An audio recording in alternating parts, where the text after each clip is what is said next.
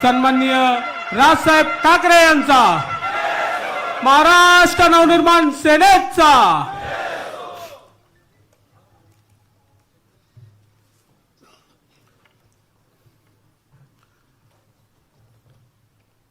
Maharashtra Navnirman railway कामगार सेनेच्या सर्व आलेल्या सर्व पदाधिकारी,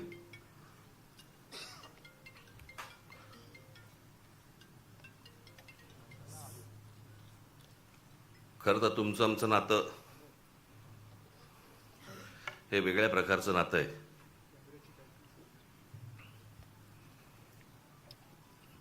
दोन 2008ला रेल्वे भरतीच्या प्रकरणावरनं आंदोलन झालं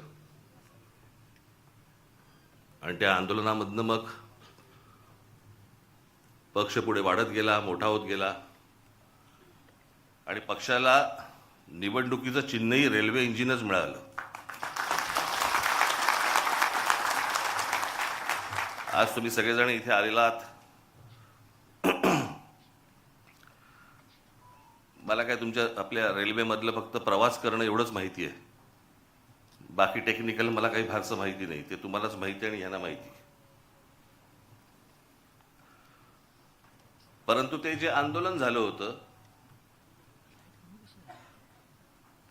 ते आंदोलन कधी विसरू नका. आपल्या रेल्वेमध्ये, आपल्या महाराष्ट्रातल्या रेल्वेमध्ये मराठी टक्का हा आपला वाढला पाहिजे, मोठा झाला पाहिजे आणि तोच असला पाहिजे, याच्यासाठीचं ते आंदोलन होतं. त्याच्यामुळे तुम्ही रेल्वेमध्ये काम करत असताना कुठेही असा बेसावध राहू नका. त्या सगळ्या आंदोलनामध्ये आपल्या अनेक महाराष्ट्र सैनिकांना, माझ्यावरती जवळपास 110 केसेस पडल्या. मलाही अटक झाली. आपल्या अनेक महाराष्ट्र सैनिकांना अटक झाली, जेलमध्ये होते. हा जरा लाईट कमी कर रे आणि इकडचा वाढव जरा, ऑडिटोरियम मधला. नाटक आहे का? हा वाढव जरा, इथला वाढव जरा. हा आणि हा कमी कर माझ्या डोळ्यासमोरचा. हा, त्याच्यामुळे तुम्ही कुठे बेसावध राहू नका. त्यावेळेला आठवते तुम्हाला, साधा प्रश्न होता तो की महाराष्ट्रामध्ये जर समजा रेल्वे भरती आहे तर त्या रेल्वे भरतीच्या जाहिराती या उत्तर प्रदेश, बिहारच्या वर्तमानपत्रात का येतात, माझ्या महाराष्ट्राच्या वर्तमानपत्रांमध्ये का येत नाहीत? आणि तिथून हे सगळं सुरू झालं. आणि मग तुम्हाला आठवत असेल ते हजारो लोक त्यावेळेला तिकडे रेल्वे परीक्षा, त्याच वेळेला कळलं हे आलेत कशासाठी, ही कोण माणसं आहेत, कशासाठी आली आहेत. सगळे रेल्वेचे प्लॅटफॉर्म सगळे भरलेत, झोपलेत सगळेजण, कशासाठी बसलेत, कोण आहेत हे. आणि मग आपले काही महाराष्ट्र सैनिक त्यांना विचारपूस करायला गेले. विचारपूस करायला गेल्यावरती त्यातल्या काही जणांनी आपल्या लोकांना आई बहिणीवरनं शिव्या दिल्या. त्या शिव्यांमधनं हे सगळं सुरू झालं. आणि तेव्हा कळलं की महाराष्ट्रामध्ये नोकऱ्या आहेत, महाराष्ट्रातल्या तरुणी ह्या वणवण फिरतायत नोकरीसाठी, आणि महाराष्ट्रातल्या नोकऱ्यांच्या जाहिराती या उत्तर प्रदेश, बिहारमध्ये येत आहेत आणि आपल्याला कल्पना नाही.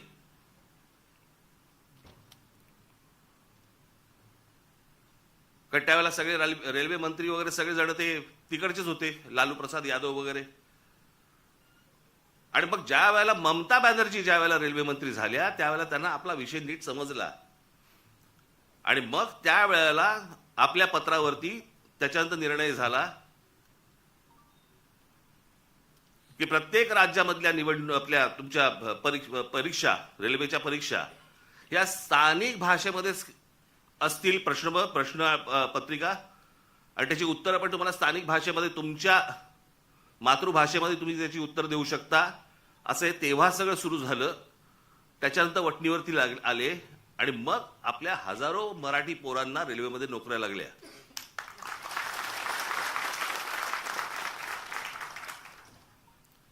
आज त्या सगळ्या गोष्टीला जवळपास 18 वर्ष झाली.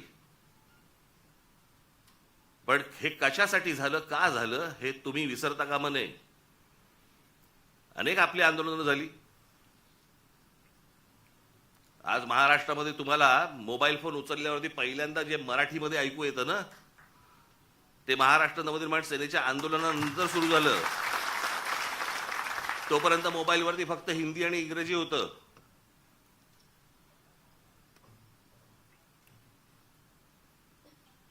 भाषा कुठची वाईट नसते, पण हे आमच्यावरतीच लादायचे सगळे प्रयत्न सुरू होतात महाराष्ट्रावरती. कारण आमची लोक चिडत नाहीत, रागवत नाहीत, बोलत नाहीत, रस्त्यावर उतरत नाहीत, राग व्यक्त करत नाहीत. केला असतं तो मोबाईलवरती करतात.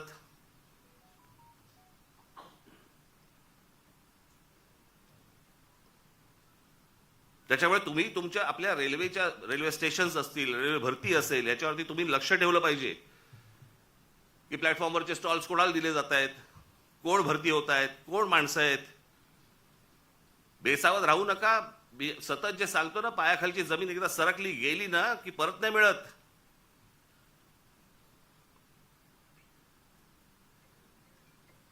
आमच्या सरकारलाच हिंदीचं वावडं आपलं त्यांच्याबद्दल आस्था.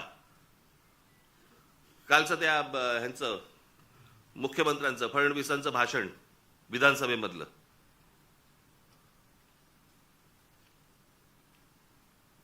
ते काय ते कुठला मिसिंग लिंक वरती म्हणे ते काय कोसळला, खांब कोसळला आणि पाणी सगळीकडनं येतंय, त्याचं म्हणे राजकारण करू नका. अरे वा, त्याच्यावर बोललं की राजकारण. मग इतकी वर्ष आपण काय करत होतात? दुसऱ्यांच्या सरकार जेव्हा होती दुसऱ्यांची, त्यावेळेला तुम्ही काय करत होतात? त्यावेळेला जी आंदोलनं झाली ते राजकारण नव्हतं.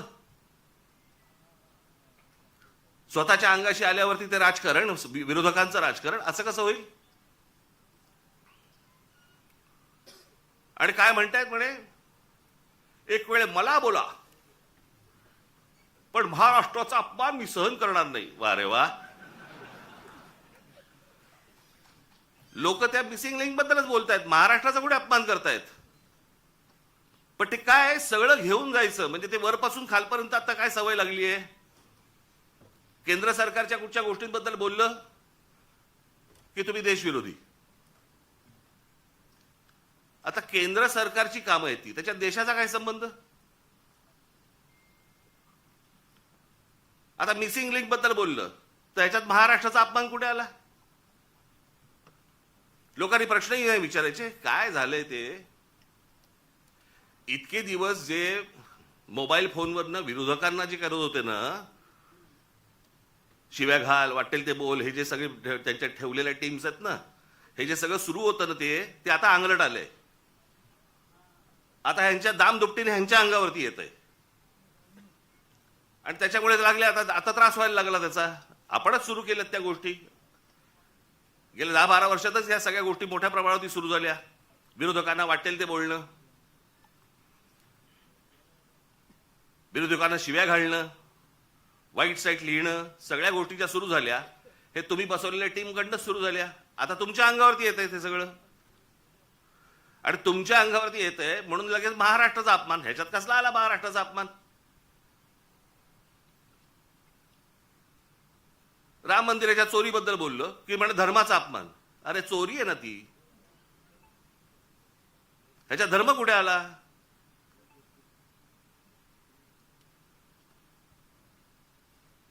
बरं, त्या मंदिराबद्दल आम्हालाही आस्था आहे, प्रत्येक हिंदूला आस्था असेल. तिथे ज्या वेळेला 1400 कोटी रुपये ज्यावेळेला चोरले जातात,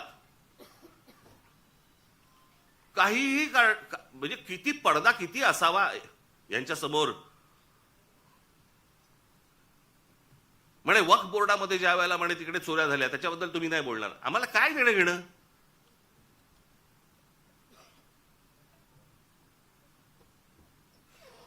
राम मंदिरामध्ये लोकांनी जे दानपेटीमध्ये टाकलं, जे श्रद्धेने त्या मंदिरासाठी दिलं, त्याची जर समजा चोरी होत असेल तर ह्याच्याबद्दल बोलणार नाही, बोलायचं नाही.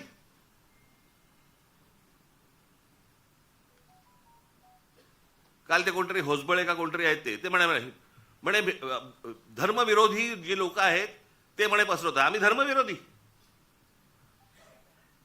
हा देश काय धर्मविरोधी आहे? तुमच्याकडे राम मंदिरामध्ये लोकांनी श्रद्धेने दिलेल्या गोष्टींची चोरी होते आणि हे सांगणारं कोण होतं? हे बोलणारं कोण होतं? भारतीय जनता पक्षाचा खासदारच पहिलं बोलला की राम मंदिरात चोरी झाली म्हणून. आम्ही बोललो? हा देश बोलला? इतर राजकीय पक्षाचे कोणी लोक होते ट्रस्टी म्हणून? तिथे ट्रस्टी कोण आहेत? 15 ट्रस्टी आहेत तिकडे. 15 ट्रस्टी पैकी त्यातले जवळपास 12 हे केंद्र सरकार नेमतं आणि त्या 12 पैकी केंद्र सरकारने जी नेमलेली माणसं आहेत ती RSSशी संबंधित आहेत, विश्व हिंदू परिषदेशी संबंधित आहेत, भाजपशी संबंधित आहेत, बाकी कोणीच नाहीये. केंद्र सरकार आणि राज्य सरकार नेमलेले IS अधिकारी आहेत. तिथे जर 1400 कोटी, आत्ता 1400 कोटीचा आकडा आलाय. मुळात कितीची चोरी झाली माहिती नाही आपल्याला.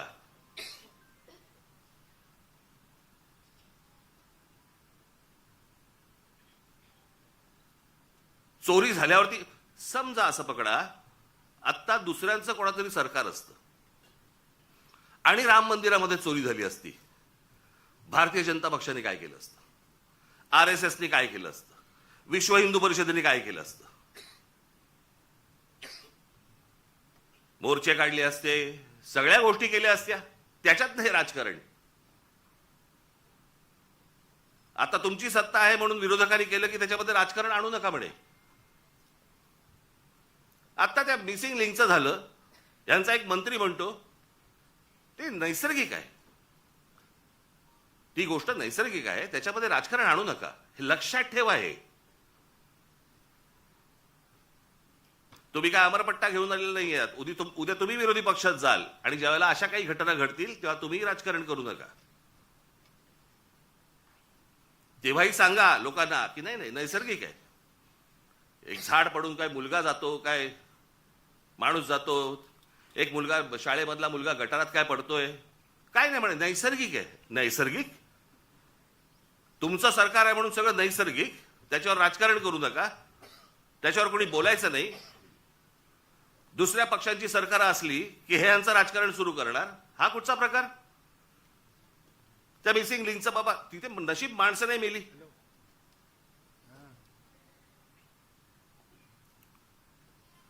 गंमत बघा, त्या मागे 2005 मुंबईमध्ये आला होता ना फ्लड, ते सगळं पाणी वगैरे तुंबलं होतं.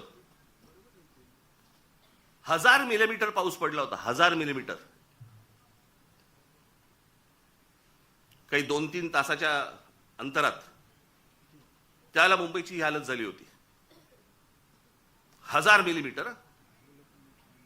आणि आता 300-350 मिलीमीटर पाऊस पडलाय. मुंबई तशीच तुंबलेलीच आहे.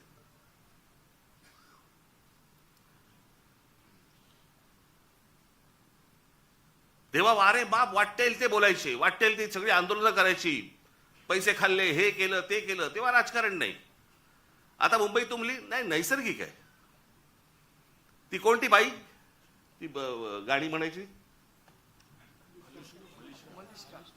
काय ते गाणं होतं ते,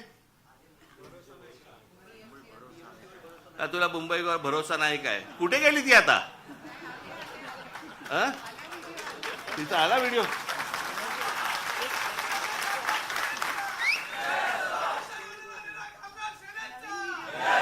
नवीन व्हिडिओ आहे का जुनाच टाकलाय? नवीन केला असेल तर चांगलं आहे, कोणाला पाहिलेली नाही ती. पण तेव्हा गात होती तेव्हा सुख घेतलं. आता दुसरे जेव्हा बोलायला लागले त्यावेळेला त्रास व्हायला लागला. आता मला दुसरं कळलं नाही. मला मुख्यमंत्र्यांचं विधानसभेतलं भाषण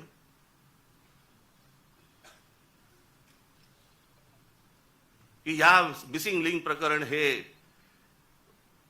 उत्तम दर्जाचं ते काय कन्स्ट्रक्शन आहे वगैरे वगैरे सगळं झालं आणि ह्याचं जर समजा कोणी राजकारण करत असेल आम्ही बघून घेऊ त्याला. मुख्यमंत्री आहेस ना तू, बघून घेऊ. बरं झालं ते झालं. पुढे वाक्य संपल्या संपल्या हिंदीतून सुरू झाले. मिसिंग लिंक के बारे में अगर कोई राजनीति करे, कोणासाठी हिंदी बोललात? समोरचे आमदार मराठी, महाराष्ट्राची विधानसभा, महाराष्ट्राच्या विधानसभेमध्ये आमचा मुख्यमंत्री, महाराष्ट्राचा मुख्यमंत्री हिंदीत बोलतो. कशासाठी? कोणाला सांगायचं होतं? कदाचित आपल्याच पक्षातल्या वरच्या लोकांना सांगायचं असेल, बघून घेईन.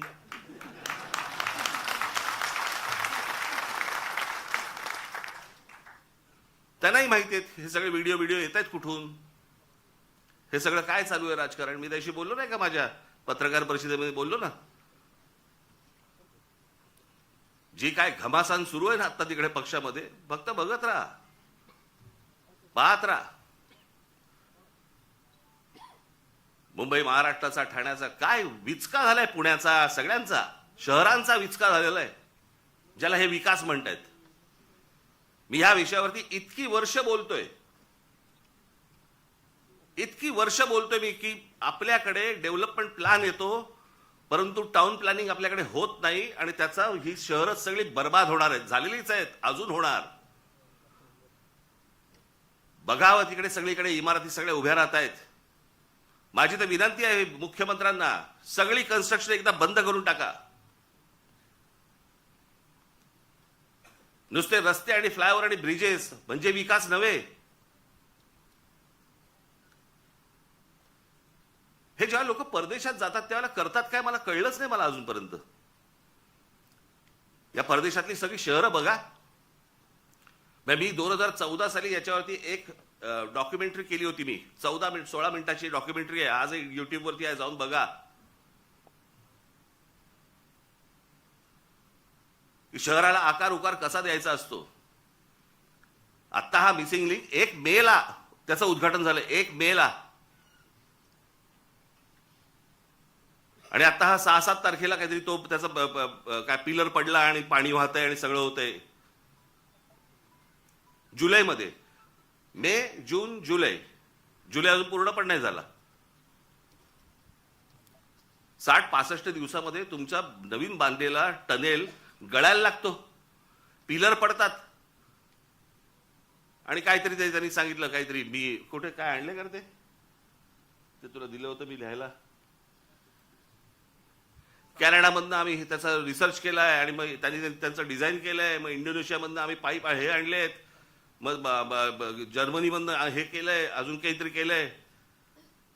आणि मग भारतीय कॉन्ट्रॅक्टरने तो टनेल बनवलाय. त्यांनाच द्यायचं होतं ना.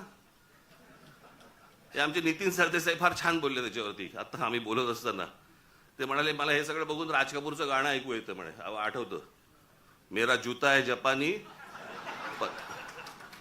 पतलून हे काय इंग्लिशतानी, सर पे लाल टोपी रूसी म्हणजे रशियन, फिर भी दिल है हिंदुस्तानी. कॉन्ट्रॅक्टर आमचा तो बर्बाद करणार, तुम्ही काळजी करू नका.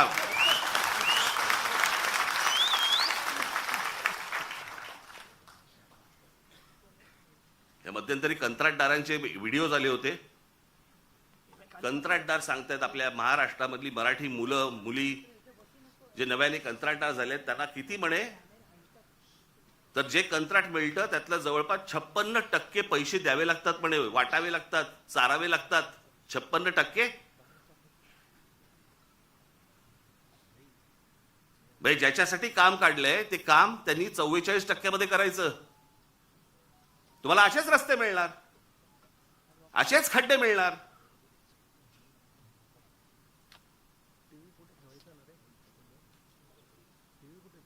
हे आपल्या कंत्राटदारांचं कामच नाही ते.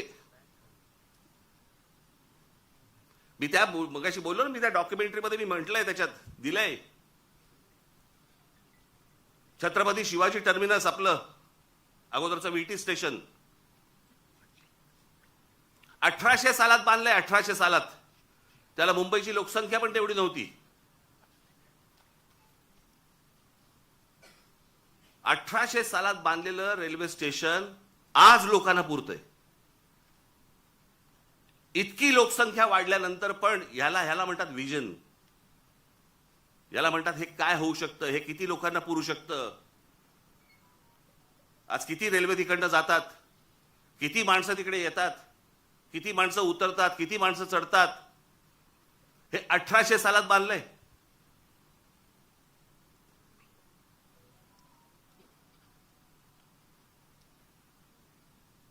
अमेरिकेमधली एम्पायर स्टेट बिल्डिंग, किती उदाहरणं द्यायची हो जगामधली तुम्हाला. एम्पायर स्टेट बिल्डिंग जाऊन बघा, पाहिली नसेल तर तुमची ह्याच्यावरती जा, इंटरनेटवरती जा आणि बघा. ती एम्पायर स्टेट बिल्डिंग ती पण तेव्हाच 1933 साली बांधली. किती वर्ष लागली असतील? ती साधारणपणे 110 मजली उंच आहे, 110 मजली. म्हणजे आता हा हॉल आहे ना, या हॉलच्या चौपट असेल, चौपट 5 पट असेल उंच, 5 पट 6 पट असेल जास्ती, एवढा त्याचा फ्लोअर आहे. 110 मजली उंच आहे ती. किती वर्ष लागली असतील त्याला ती इमारत बांधायला? त्या इमारतीमध्ये खाली ग्राउंड फ्लोअरला बेसमेंटमध्ये एक बॉम्बस्फोट झालाय. त्या इमारतीवरती एक छोटं विमान, परंतु एक विमान आदळलेलं आहे. आजही ती ताठमानेने उभी आहे इमारत, एम्पायर स्टेट बिल्डिंग. किती वर्षात बांधली? 14 महिन्यात. 14 महिन्यात बांधलेली इमारत आहे ती. 14 महिन्यात 1800 साली बांधलेल्या इमारतीला आजही काही होत नाही. त्यांनी बांधलेले ब्रिजेस बघा, त्यांनी बांधलेले फ्लायओव्हर्स बघा. आज ब्रिटिशांच्या काळामध्ये जे फ्लायओव्हर्स बांधले गेले, जे ब्रिजेस बांधले गेले, आपल्याला इंग्लंडवरनं आजही पत्र येतात बरं का. म्हणजे काय प्रकारची सिस्टीम असेल विचार करा. पत्र काय येतात, आम्ही असा असा इथे हा ब्रिज बांधला होता. अशा अनेक ब्रिज बद्दल आलेत ना त्यांची पत्र महाराष्ट्र सरकारला, असा इतरही सरकारना आलेत. असा ब्रिज बांधला होता, त्याची 100 वर्षाची आमची गॅरंटी संपलेली आहे. आता तो तुम्ही बघा. 1947 साली ब्रिटिश गेले, 1947 साली. त्याच्या अगोदर 150 वर्ष त्यांनी राज्य केलं. त्यावेळेला बांधलेले ब्रिजेस आहेत. काय गरज आहे हो त्यांना सांगायची? पण हे फक्त भारतात नाही होत. त्यांनी जिथे जिथे राज्य केलं तिथे तिथे यांची पत्र जातात की आमची गॅरंटी संपली, आमची 100 वर्षाची गॅरंटी होती. 100 वर्ष. हा टिळक ब्रिज पासून सगळे इथला हे त्यांच्या काळात बांधले गेलेले आहेत, अजूनही आहे. मग आमच्याकडे काय होतं?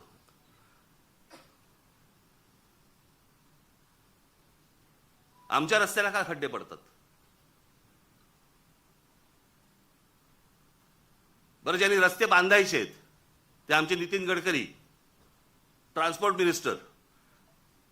म्हणजे पेट्रोलमध्ये इथेनॉल घातलं पाहिजे, मग ती गाडी कशी चालेल? आणि अरे पेट्रोलियम मंत्री बोलेल ना त्याच्यावरती.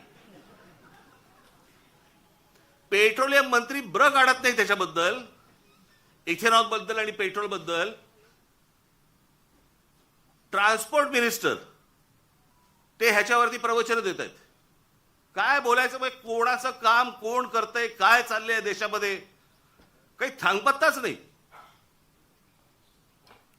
आणि सगळे निगरगट्ट झालेले आहेत.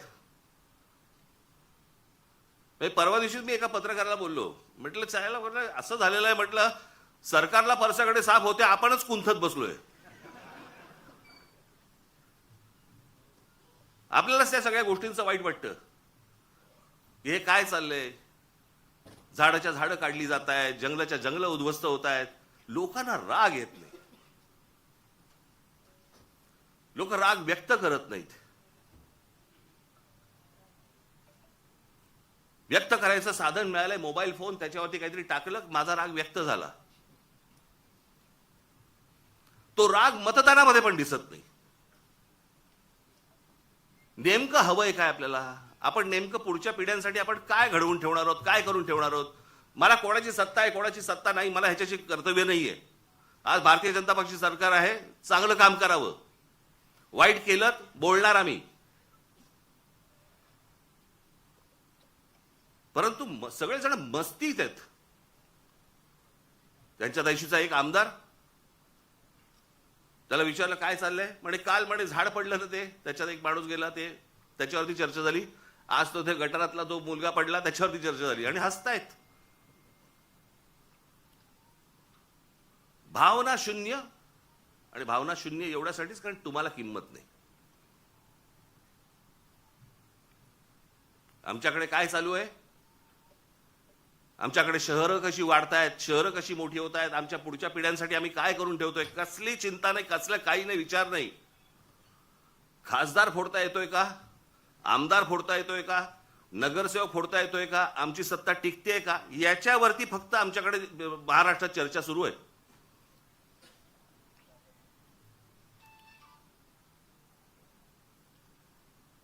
आता काय 3 वर्ष निवडणुका नाहीत. लोक म्हणणार मग आता काय आम्ही चिडून तरी काय, मतदान कुठे? अरे मतदानाची ज्यावेळेला वेळ येते ना त्यावेळेला अगोदरचं साचलेल्या गोष्टींचा विचार करायचा असतो. चांगलं काय आणि वाईट काय या गोष्टींवरती तुमचं मतदान झालं पाहिजे. उद्या राज ठाकरे जर समजा चुकत असेल तुम्ही बोललं पाहिजे. इतर पक्ष जर चुकत असतील बोललं पाहिजे. लोकशाही कशाला म्हणतात ना, ती लोकशाही जर जिवंत ठेवायची असेल ना, मी मागे पण एकदा उदाहरण दिलं होतं, आज मुद्दामून परत देतो उदाहरण तुम्हाला. ज्यावेळेला दुसरं महायुद्ध ज्यावेळेला संपलं ना, ते संपल्यानंतर सगळी वाहवा झाली. इंग्लंडची वाहवा झाली, विन्स्टन चर्चिलची वाहवा झाली. विन्स्टन चर्चिलचं ते एक फेमस त्याची ती मुद्रा होती हाताची, वी फॉर विक्टरी. त्याच्यामध्ये फक्त वी फॉर विक्टरी नव्हतं, वी फॉर विन्स्टन पण होतं, विन्स्टन चर्चिल.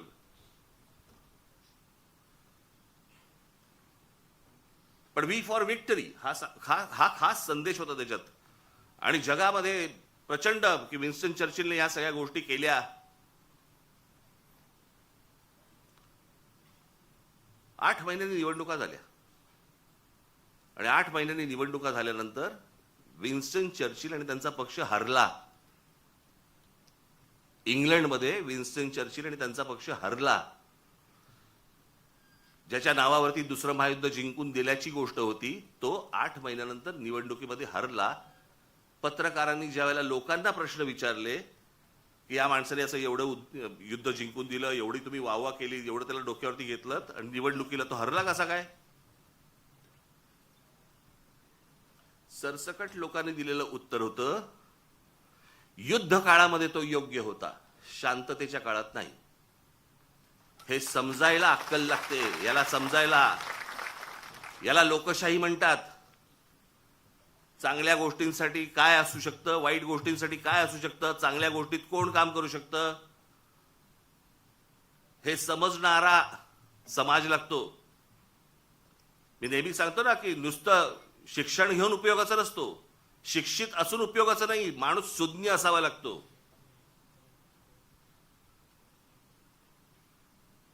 आमच्या बहिणाबाई चौधरी शिकलेल्या नव्हत्या, पण त्या ज्या बोलून गेल्या, आधी हाताला चटके तेव्हा मिळते भाकर, ह्या बोलून गेल्या ना, त्याला सुज्ञ लागतो माणूस, सुज्ञ.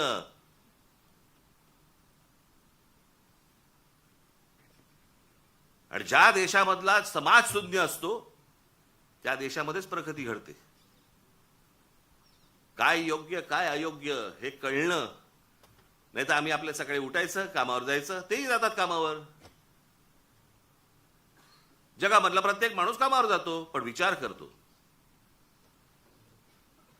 आपण जर या गोष्टींचा विचार नाही केला कसं होणार मला जरा सांगा.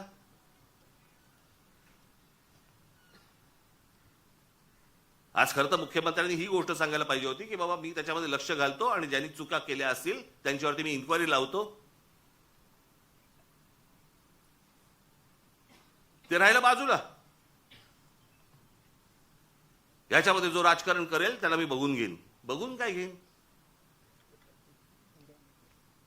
सुसंस्कृत महाराष्ट्राचा मुख्यमंत्री आहे, विधानसभेमध्ये बघून घेईनची कुठची भाषा आली?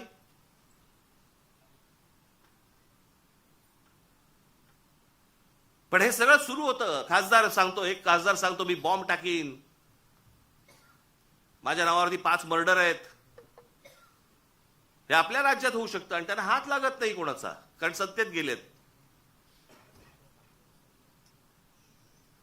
हे बोलायची हिंमत कशी होते? कारण अंकुशच नाही कोणाचा, कोणाचाही अंकुश नाही. कुठे कुठचं काम चाललंय, तिकडे आता कुंभमेळ्याची कामं सुरू आहेत, तिथे पण सगळं गोंधळ आहे.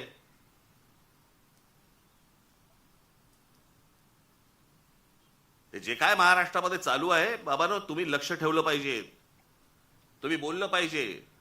बाकीच्या ठिकाणचं तर सोडून द्या, परंतु रेल्वेमध्ये तुम्ही लक्ष दिलं पाहिजेत, लक्ष ठेवलं पाहिजेत. रोज रेल्वे जाते आणि येते, एवढंच लक्ष ठेवण्यासारखं नाहीये. तिथे कोण घुसतायत इथे लक्ष ठेवणं गरजेचं आहे. कोण येतंय, कोण स्टॉल्स टाकतंय, कुठच्या प्रकारची टेंडर्स निघतायत, कुठच्या प्रकारच्या नोकऱ्या निघतायत. स्टॉलची उद्या टेंडर्स निघाली तर ती आपल्या मराठी मुलांना मिळाली पाहिजेत, प्रत्येक स्टेशनला मिळाली पाहिजेत.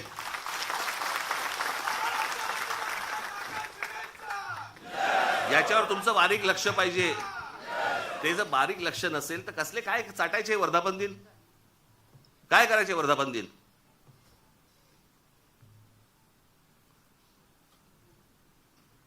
म्हणून मी आपल्याला आज या वर्धापन दिनाच्या दिवशी फक्त तुम्हाला एकच मला तुम्हाला सांगायचंय, जागे राहा, सतर्क राहा, बेसावध राहू नका. आपला मराठी ठसा महाराष्ट्राच्या रेल्वेमधनं पुसला जाणार नाही याच्यासाठी काम करा. धन्यवाद. जय हिंद, जय महाराष्ट्र.